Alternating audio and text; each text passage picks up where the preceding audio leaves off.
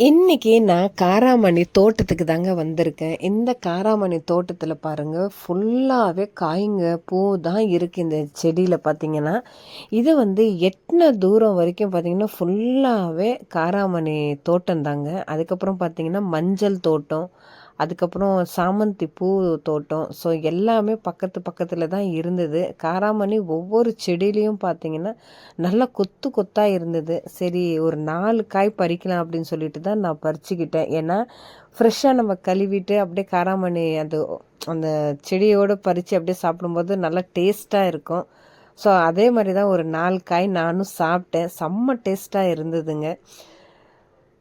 எவ்வளோ அழகாக இருக்குது பாருங்கள். ஃபுல்லாகவே பாருங்கள், ஃபுல்லாகவே கொத்து கொத்தாக தாங்க காய் காய்ச்சிக்கிட்டு இருக்கு.